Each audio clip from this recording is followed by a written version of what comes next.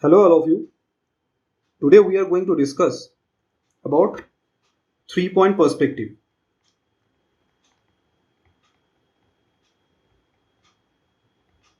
And under it we are going to discuss bird's eye view. So what is 3-point perspective? It is a viewpoint in which three vanishing points are involved. So suppose if I draw a straight horizon, okay, and if I take one vanishing point on the left and one on the right, then right in between there will be another vanishing point which will be below, particularly for this bird's eye view. Now how this vanishing point comes into play and what kind of viewpoint is drawn with the help of this perspective, we will see via drawing. So suppose let's assume that we are seeing a cube from the top view. Remember, this bird's eye view is also called top view. Okay, now if you want to see a cube from the top, from above, so suppose I consider this, we extend the lines from here, from this vanishing point and from this vanishing point. All right, now we get this area and you can consider this as the top portion of the cube itself, or you can also consider this as the rooftop. Okay, typically if you visualize this cube as a building, it can assume as a rooftop. Okay, now see, we have this this square, kind of a square, which in 2-point perspective. Okay, now if I have to add a volume and use this another vanishing point, what you have to do is you have to assume that from this point the lines edge is going to meet at this point. Okay, so see, now I'm getting the volume of the cube itself. Now suppose I consider this to be as the exact height of the, suppose if I straighten the line and consider this to be an exact height of the cube itself. Okay, now from here I will assume that this line will go somewhere meet there, so I will get the base and I will straighten this line. Okay, and this one also will go and meet at that vanishing point. So this way I will get the width on the other side, and if I straighten this line, thus you see I have a cube which seems like it is being viewed from the top, and its edges seems to go and meet at a certain point below this horizon. Okay, so whenever you will see, suppose if you are flying in an airplane, you will see these buildings, and from the top it will seem like its edges are going to go and merge somewhere down at a certain point, because that is how our eyes see objects from the top. Now with the help of this theory, we can construct cityscapes and various other viewpoints, only if we know. Suppose if I consider developing this, we can have a cityscape live from the top view. Okay, just exactly how we see from an airplane, from the window of an airplane. Okay, now if I just like, so this is the technique or the theoretical understanding of the 3-point perspective, but you will have to use a different methodology while drawing on. Suppose if you have to solve a question or you have to draw somewhere in the examination. Okay, at that time you may not have this you not have all the points in your drawing area. Okay, so suppose if I close this, I take a fresh new page. All right, and suppose this is my area where I have to draw and submit the drawing in the examination.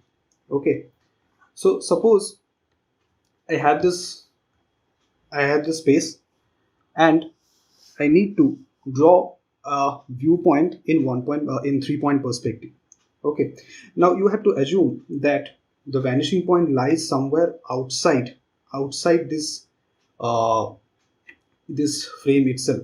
You have to just understand how the lines shall be visualized.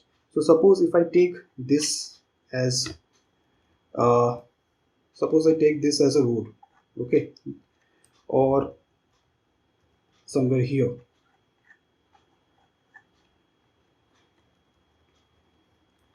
or if we just start with the building itself like we did in the previous sketch.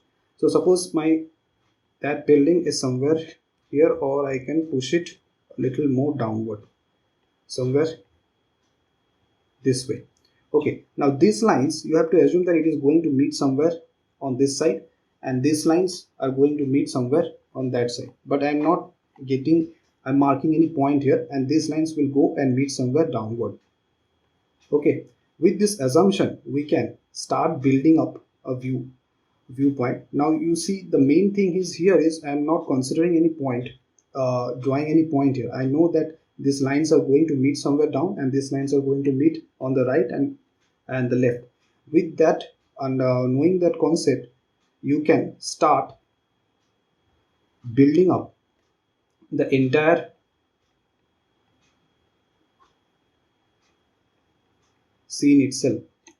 Okay, so every time you don't have to like follow the exact mark the points and take measurements and see whether it is coming accurately or not. It is just by understanding the theory itself you can start drawing, and that is one of the crucial skill, or the crucial ability you will be needing while drawing faster in the examination.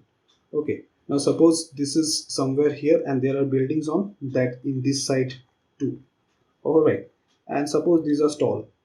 Okay, much more taller. So similarly here also we will be having lines just like this, and you will be sketching just with free hand, and these lines are also supposed to go and meet somewhere downward.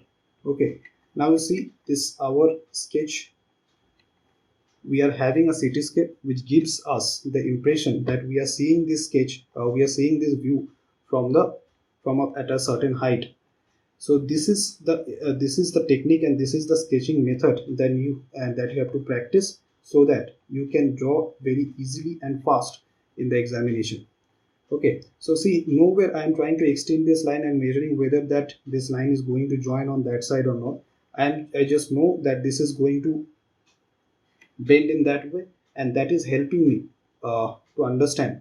Now if some lines goes is way too above, then see here I won't see the rooftop. That means here the building is way above my eye level itself. So this is another like scenario you might face, where you have to draw a building which is much more taller and above the horizon itself. So then this line will come and meet, will go and meet on that side, and this line will go and meet on another side. So in this way you can start developing the entire scene, and see how fast I developed a sketch which gives me a viewpoint, just like it is that we are being that this cityscape is being seen from at a certain height. Okay, so after you get this rough sketch, then you can obviously erase it slightly. So here I will just decrease the opacity, and in a separate layer I will just strengthen my sketch. So here I will give some solid lines,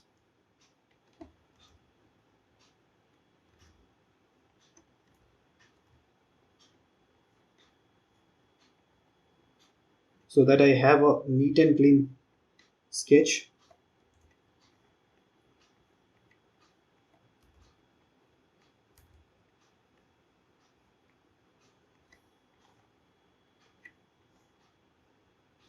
So in this way you shall attempt the questions in the exam. So do not go for any details of the building in the first instant itself. First you block it out. Block all the buildings, or block all the elements that is supposed to be present in your sketch. Okay. After that after you have the entire scene right at your uh, sketching area, okay, you have just understood like how the sketch shall look like, then you can go for the details. Like each building has its own architectural style, okay, so you can just then mark the road. Suppose there can be another building on this side, to mark the volume. So this way we are getting a cityscape which gives a impression, and this kind of sketches are very useful in for making sketches for comic books, and where dynamic angles are explored and are required. So this way you can make your final sketch. Okay, after you got this, then you can give some additional very limited details of how to mark uh, the some details to bring out some variety into this building's design. Okay,